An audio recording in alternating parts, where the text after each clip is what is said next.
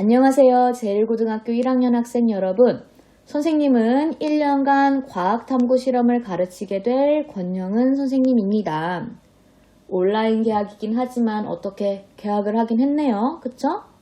얼른 코로나가 잠식되길 바라며 수업에 대해 간략하게 설명드리도록 할게요. 여러분이 듣게 될 과학 과목은 총 2과목이에요. 하나는 통합과학, 다른 하나는 과학탐구 실험, 이렇게 2과목인데 통합과학 같은 경우는 일주일에 3시간 수업이 진행돼요. 그러므로 온라인 개학 1주차에는 강의가 3강이 올라갑니다. 1차시, 2차시, 3차시 이렇게 3강의가 올라가요. 그중 1차시, 2차시는 박혜원 선생님이 진행하시고요. 3차시는 저 권영은 선생님이 진행하게 됩니다. 그러면 과학탐구 실험은 어떻게 진행이 되느냐? 이 과목은 일주일에 1시간 배정되어 있어요. 그러니 온라인 개학 1주차에 강의가 1강이 올라가겠죠. 과학탐구 실험은 통합과학과 달리 중간고사, 기말고사 같은 정기고사를 보지 않고요. 수행평가로만 평가가 이루어지는 과목이에요. 또한 등급으로 석차가 나오는 것이 아니라 A, B, C로 성취도가 평가되는 과목이에요. 학교에 얼른 나와야 이 수행평가를 할 수 있을 텐데 그래서 선생님은 개학날을 손꼽아 기다리고 있답니다. 온라인 개학 1주차는 4월 16일부터 4월 26일까지로 잡혀 있어요. 그럼 온라인 개학 기간 동안 여러분이 해야 할 것들은 무엇이냐? 여러분은 2가지 조건을 충족해야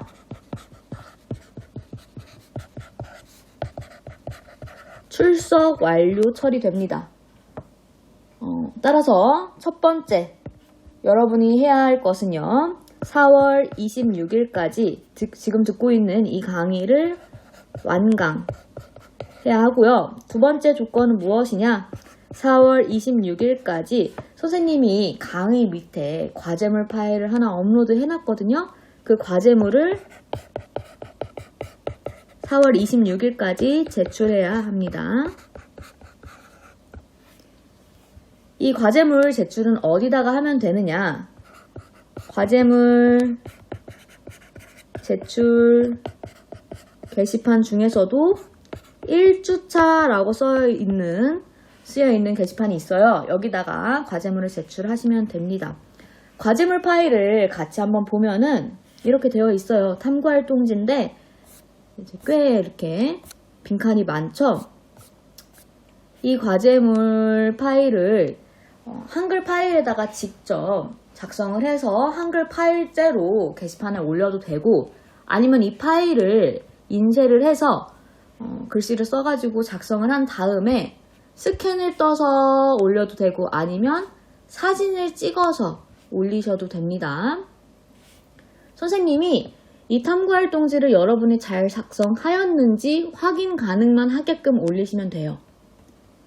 또 하나 여러분이 파일을 올릴 때는 자신의 학번 이름을 파일 이름이나 게시글에 학년, 반, 이름 이렇게 해서 게시글에 등록해 주시면 선생님이 누가 과제물을 잘 제출했는지 확인 가능하겠죠? 이 점 기억하셨으면 좋겠습니다. 온라인 클래스로 한번 들어가 보면은 지금 말한 과제물 제출은 여기 밑에 과제물이라고 되어 있죠? 여기 탐구활동지를 다운받아서 작성을 한 다음에 과제물 제출 게시판 중에서도 1주차 이 게시판에 올리시면 돼요. 그리고 중요한 내용은 여기 공지사항에 올려놓을 테니까 공지사항 게시판을 확인하는 것 기억하시고요. 추가로 질문이 있는 부분은 Q&A 게시판을 활용하여 올리시면 답변해드리도록 하겠습니다. 자, 수업을 진행하기 전에 교과서와 선생님이 첨부한 파일인 탐구활동지 준비됐나요? 지금부터 본격적으로 수업을 시작해 보도록 하겠습니다. 교과서를 펴시고 목차를 보면 첫 번째 대단어는 뭐라고 되어 있는지 한번 읽어볼까요? 그렇죠. 역사 속에 과학탐구라고 되어 있네요. 이 단어는 지나온 세월 동안 과학자들이 어떤 발견들을 했고 어떤 과학 이론을 주장하였는지 또 그 과학적 탐구 과정을 되짚어보는 단원이라고 할 수 있겠어요. 자, 우리는 그 중에 첫 번째 주제인 자유낙하 운동과 수평 방향으로 던진 물체의 운동 비교하기에 대해서 학습할 겁니다. 교과서 20쪽을 펴고 화면을 봅시다. 자, 탐구 목표가 나와 있는데 같이 한번 읽어보면 첫 번째, 자유낙하 운동과 수평 방향으로 던진 물체의 운동을 비교할 수 있다. 두 번째, 과학사에서 패러다임의 전환을 가져온 결정적 실험을 따라해보고 과학의 발전 과정을 설명할 수 있다라고 되어 있어요. 자, 첫 번째 목표에서 자유낙하 운동과 수평 방향으로 던진 물체의 운동을 비교해보자 라고 되어 있어요. 자유낙하 운동이라는 건 뭘까요? 자유낙하 운동은 물체를 위에서 아래로 이렇게 일직선으로 떨어뜨리는 운동을 자유낙하 운동이라고 하고요. 수평 방향으로 던진 물체의 운동이라는 것은 이것을 옆으로 수평 방향으로 딱 던졌을 때 이 물체는 어떻게 될까요? 이렇게 수평 방향으로 쭉 계속 갈까요? 아니죠. 이 물체는 중력의 힘을 계속 받고 있기 때문에 이렇게 아래로 떨어지는 운동을 하겠죠. 이 두 가지 운동을 비교해보는 시간을 가질 겁니다. 자, 그 다음에 두 번째 탐구 목표에서 패러다임이라는 단어가 나타났어요. 이 패러다임이라는 게 무슨 뜻일까?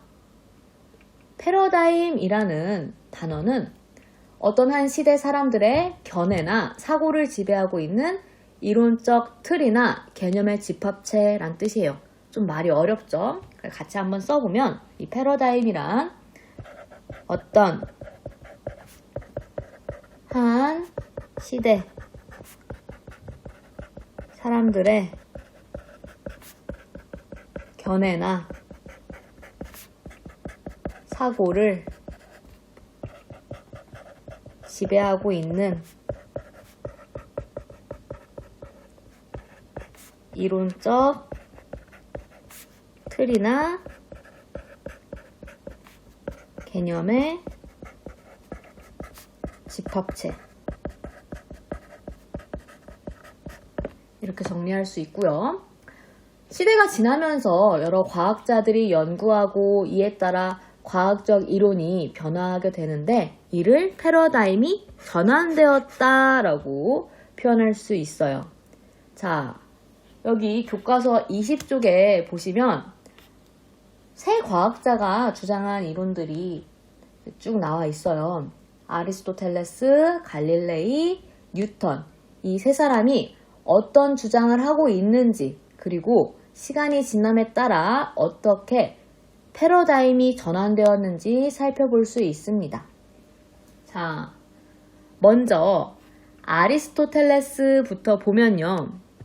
아리스토텔레스는 돌멩이가 땅으로 떨어지거나 연기가 하늘로 올라가는 것과 같이 저절로 일어나는 운동 같은 경우 돌멩이나 연기가 제자리로 돌아가려는 성질이 있기 때문에 일어난다고 설명하였다. 이때 땅으로 떨어지는 물체는 무거울수록 빨리 떨어진다라고 설명을 했대요.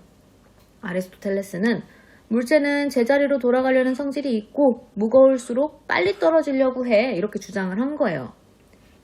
그럼 그 다음 갈릴레이는 어떤 주장을 했는가? 갈릴레이는 아리스토텔레스의 설명에 의문을 품었어요. 과연 그럴까? 라는 의문을 품고 물체가 땅으로 떨어지는 현상은 물체의 질량과 상관이 없다는 사실을 논리적인 사고 과정으로 알아냈대요. 실험을 직접 한 것이 아니고 머릿속으로 생각을 해서 알아냈다라는 거예요. 이런 거를 보통 우리는 사고 실험이다 라고 얘기해요. 또한 물체가 떨어지는 원인보다는 물체가 떨어지는 규칙에 관심을 두고 속도와 가속도라는 개념을 이용하여 낙하 운동을 분석했대요. 자, 속도, 우리 속도 무슨 뜻인지 알죠? 속도는 얼마나 빠르게 이동하였는가이기 때문에 시간분의 거리다 라고 표현할 수 있어요. 그러면은 가속도는 뭘까? 가속도.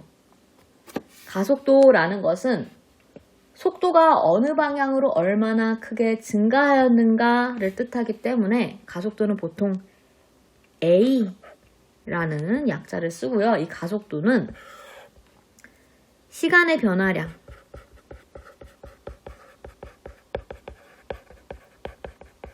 분의 속도의 변화량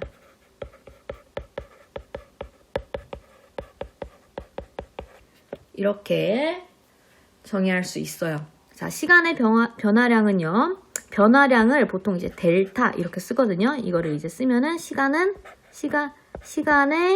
변화량. 여기는 속도의 변화량 이렇게 표시할 수 있겠죠. 자, 그래서 속도와 가속도라는 개념을 이용하여 낙하 운동을 분석했대요. 갈릴레이는. 자, 그 다음에 뉴턴은 어떤 주장을 했느냐?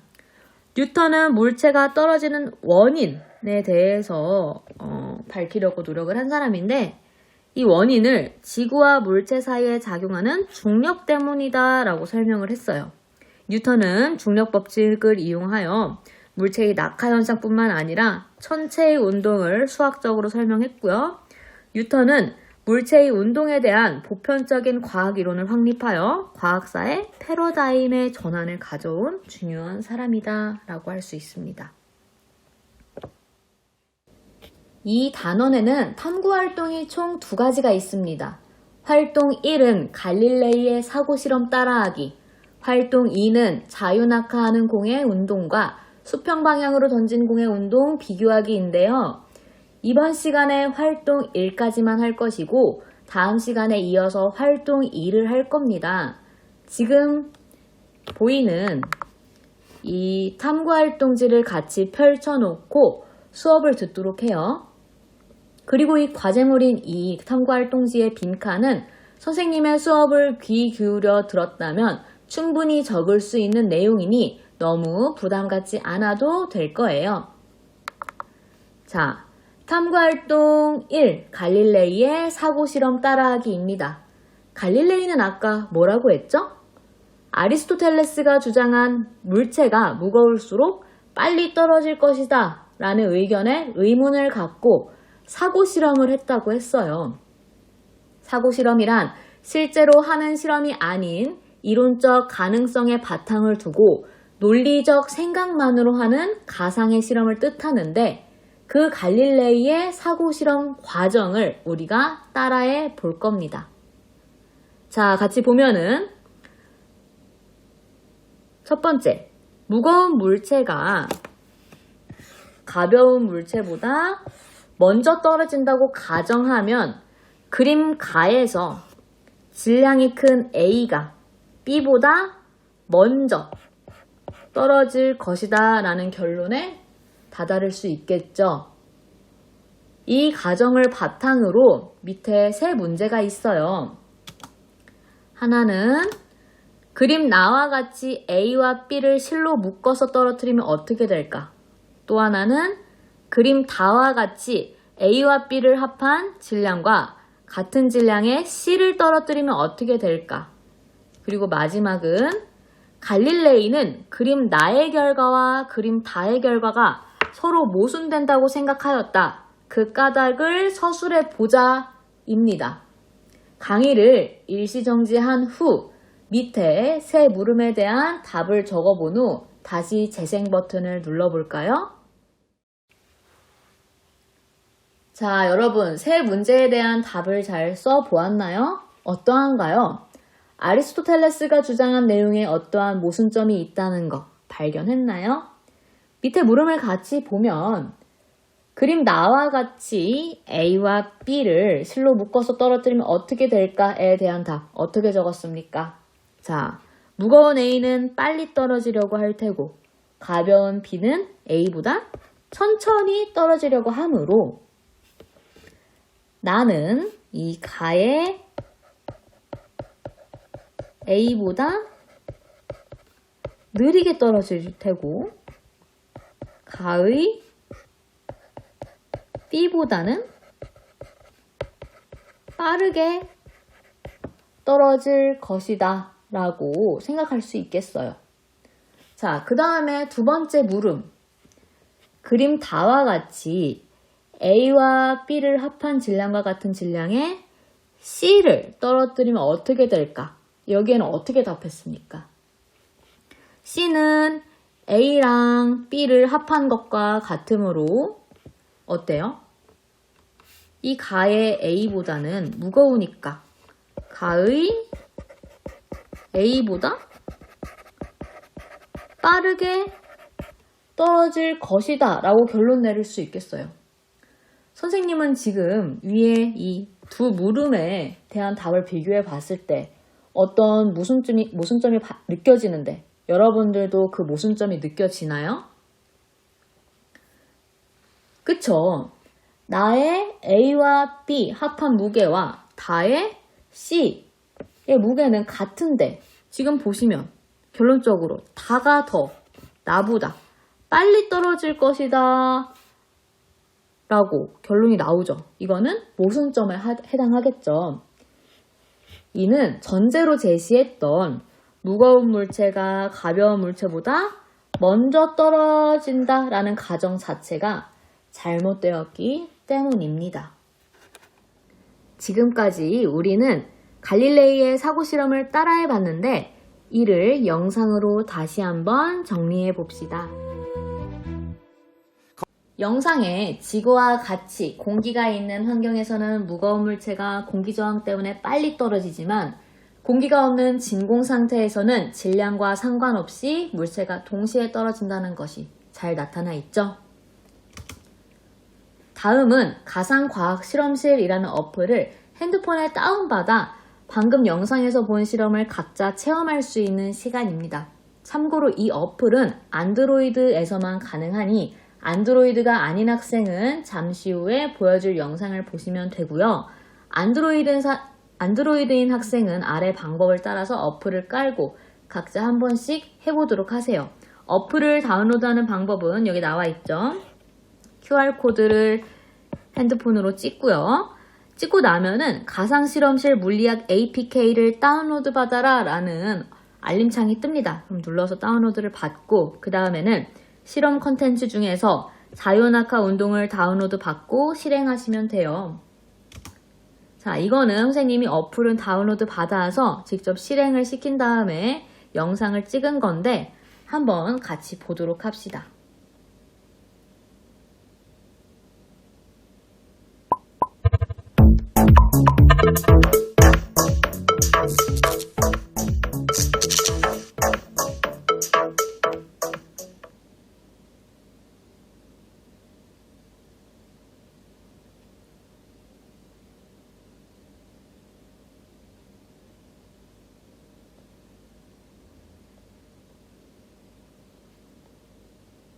자, 여기 어플을 이렇게 실행시키면 진공 상태랑 공기 중인 상태를 나눠서 실험을 해볼 수 있어요. 선생님 같은 경우는 야구공이랑 수박을 선택을 해서 떨어뜨리는 실험을 하였는데 이 실험을 할 때마다 시간과 이동거리를 나타내는 그래프, 시간과 속력을 나타내는 그래프 이렇게 잘 나타나 주거든요. 자, 한번 영상을 같이 보도록 해요.